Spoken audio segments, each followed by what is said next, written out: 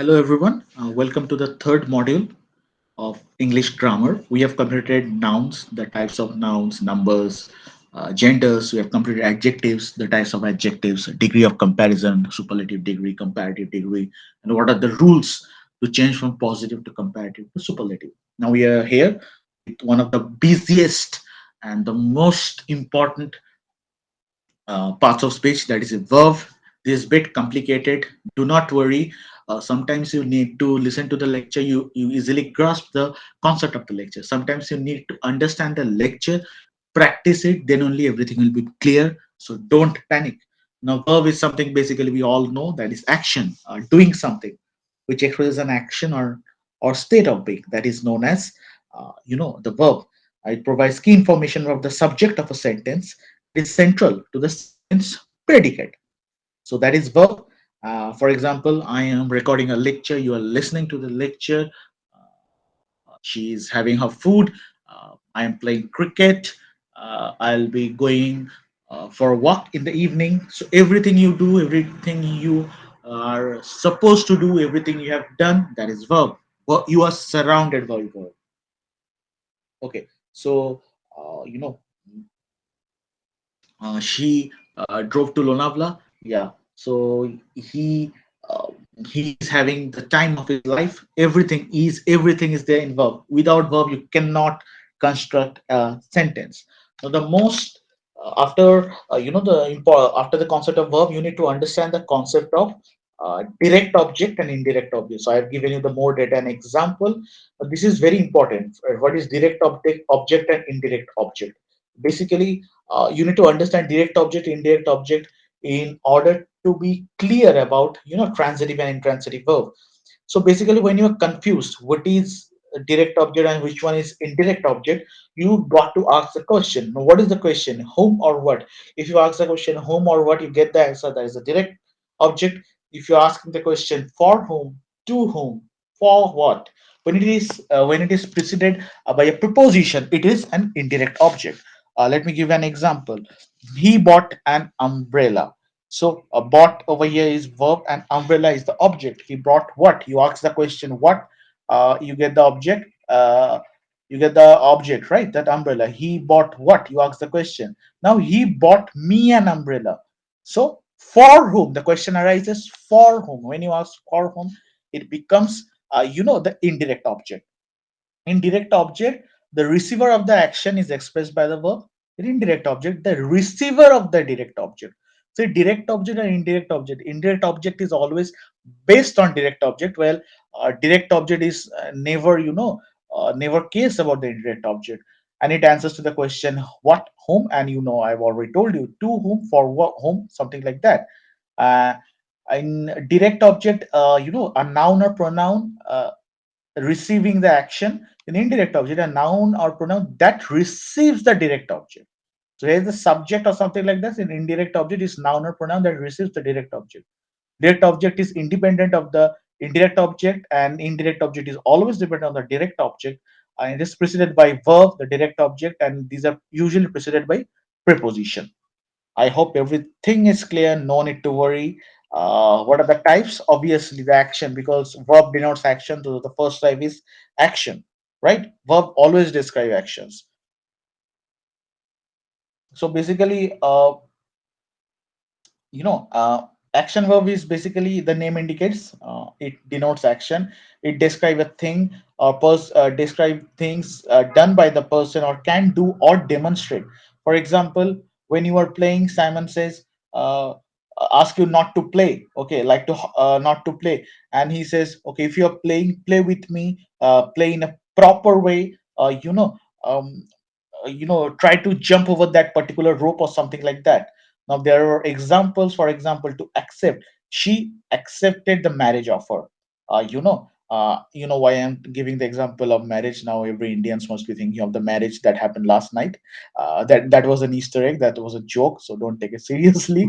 To ask, she asked to borrow a pencil. To cook, Lisa cooked a fine meal.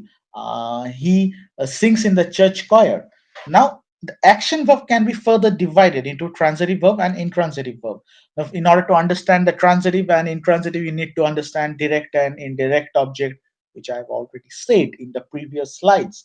So, what is transitive? It's a bit technical, obviously. The transitive verb simply expresses an action, and it seems on par with a what is a verb, right? Just like action verb. The only thing that try to distinguish, they are always followed by direct object. Now, what is a direct object? I've already told you. So a transitive verb is always followed by a direct object when someone or something that are receiving the action of the verb, and with the transitive verb an object is always required. Okay, a sentence with transitive verbs follow the pattern subject, it follows the verb, it follows the direct object. uh, it, take the example, you know James drove the car, right? Sam wants a cheesecake, right? Uh, Nottingham wrote an essay, right? Joshua ate all the spaghetti from the kitchen, and Joshua cleaned the kitchen. Getting it? It will take some time. I'll give you an example. It might appear a bit tougher. Don't worry. Now we come to the next one, that is the intransitive verb. It also shows the action, but unlike transitive verb, notes the difference between transitive and intransitive. They are not one that are followed by a direct object. So you can't see the direct object over here. It never follows by a direct object. Nothing is receiving the action of the verb, right? Instead, the action is being performed by the subject of the sentence. uh, he bought an umbrella. He bought me an umbrella. Who is doing the action? Obviously the the subject is doing the action. What is the action done by the subject? Getting an umbrella, buying an umbrella, right? So that's the thing. I so for example, nothing is nothing is there in the action of the in receiving the action of the verb. Instead, the action is always being done by the subject in that particular sentence. The plane lands at 5 o'clock. Okay. Uh, I arrived at the coffee shop. So these are the most important types of verb. Next, we have the linking verb. As we said, the linking road in Bandra, just like it basically links and it gives additional information, right? It never expresses an action. So for all verb does not express action. Okay, for example, is, am, are, where, something like that. They connect the subject to the additional information that is about to come. In other words, it's link the subject of the detail of the subject, and various form of the verbs such as the linking verbs. For example, there is, there are, there am, and there are many examples. Uh, B.R. Ambedkar was an expert educationist. He was a social reformer, right? I, I am Bond, James Bond. The car was always there. We are exhausted after. So where you're using is, am, or are, you will just come to know that's a linking verb. Now the next two verbs a bit tricky, not tricky as transitive and intransitive verb, but they are not that important also. Okay, so these are the ornamental verbs. Obviously, the helping verb.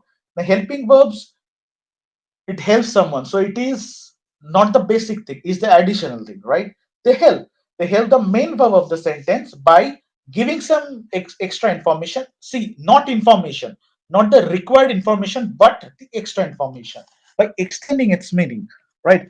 They are used in cases where the linking verb on its own is not sufficient to form a complete thought or sentence.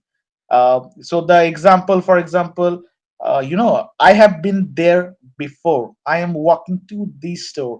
We are reading the book together, right? Getting it? So in no need to worry about linking and static verb. Now static verb is very difficult to understand and difficult to identify. uh, Basically it describes a position or state of being, stative. uh, they have no duration, they have no beginning, no end. They are bit intangible than the action verb. I hope you remember the action verb. And they never perform any kind of action, so they are the laziest ever. The most important thing even a verb is to perform an action. Action verb does that. Linking verb never does that. Helping verb never. Helping verb sometimes, but stative never performs an action. They are typically followed by a direct object, right? You deserve a prize. Jane dislikes humidity. She hates eating content. So in altogether, the most important thing in verb is object, direct object and indirect object. I think I have not told you about subject and object. though I made a slide on object. Yeah, just give me a reminder in the next class. Just give me a reminder in the next class. I'll tell you what is subject and what is object. So that's how we come to the end of verb. I'll be uploading at verb also. So no need to worry. All the best. Keep learning. Thank you.